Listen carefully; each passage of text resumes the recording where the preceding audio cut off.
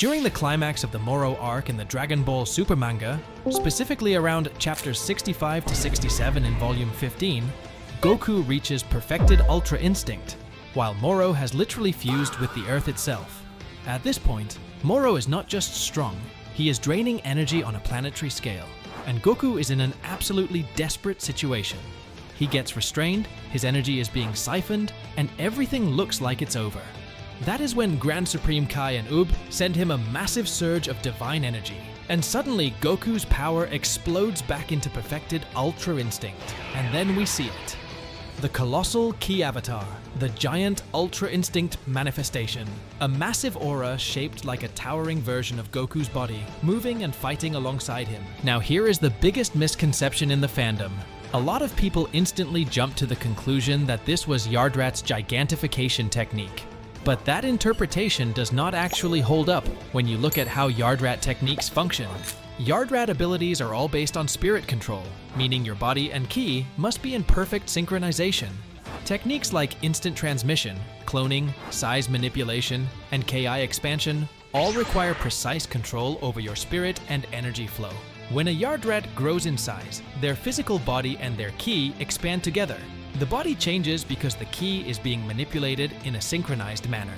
But when Goku uses giant Ultra Instinct, his physical body does not grow at all. His actual size remains the same. What expands is purely the ki, not the flesh. That alone already separates it from classic gigantification. And that distinction is extremely important, because Ultra Instinct as a technique is fundamentally different from spirit control methods. Ultra Instinct is not about manually manipulating ki through study or technique mastery, like the Yardrats do. Ultra Instinct is about the complete separation of conscious thought from physical action.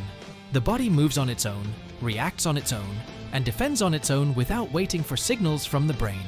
It is described as the ultimate state, where the body instinctively makes decisions and evades danger automatically. But what many people overlook is that Ultra Instinct does not just stop at separating mind and body.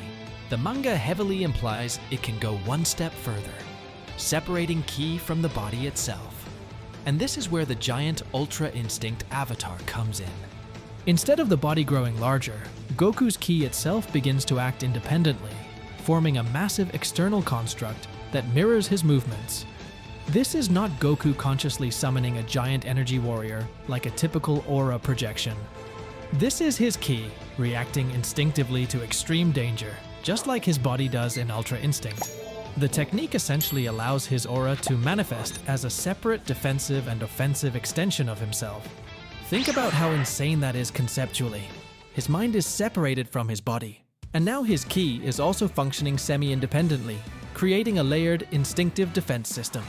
What makes this even more interesting is that the manga and official descriptions state that this giant form appears specifically in absolute, life-threatening situations.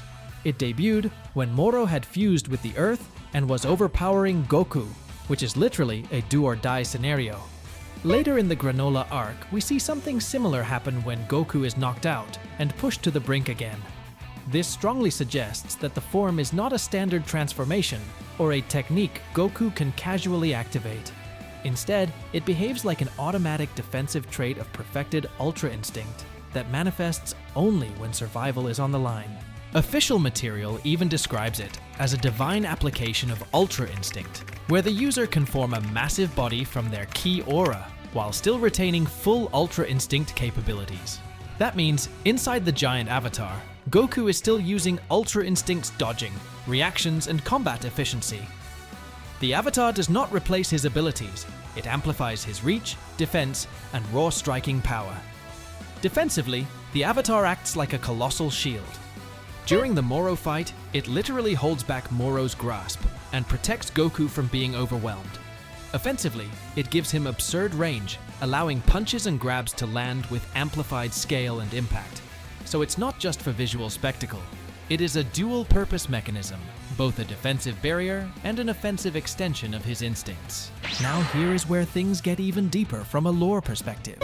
In the Granolah Arc, Gas actually shows a distorted variation of this concept.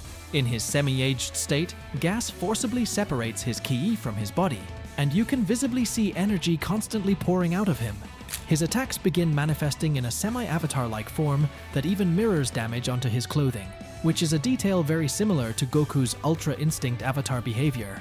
However, the key difference is control and method. Gas is forcefully tearing his ki away from his body through sheer power and desperation during battle, which is unstable and incomplete. That is why his manifestation is only partial and constantly leaking energy. Goku, on the other hand, achieves a full and stable avatar because Ultra Instinct allows his body and ki to act independently yet harmoniously. He is not forcing the separation. It happens naturally through instinct. That is a massive difference in technique philosophy. One is forced ki separation through brute power, the other is instinctive ki autonomy through divine martial mastery. Now, of course, fans immediately compared this giant aura to things like Susanoo from Naruto or tailed beast cloaks, and visually, the comparison is understandable. A giant humanoid energy construct surrounding the user is a very similar aesthetic. Even community discussions jokingly called it Ultra Instinct Susanoo. And honestly, the nickname stuck because of how iconic the imagery looked. But functionally, they are not the same. Susanoo is a consciously summoned spiritual construct that the user controls directly. Goku's Ultra Instinct avatar is automatic. It moves as an extension of instinct rather than conscious command, which actually makes it more in line with the philosophy of Ultra Instinct itself. And that is why the official naming being Ultra Instinct Giant is actually very fitting. Personally, I absolutely love this ability because thematically, it represents Ultra Instinct, evolving beyond just dodging and reacting. It shows that Ultra Instinct is not a static technique. It grows, adapts, and develops new applications based on Goku's survival instincts and battle experience.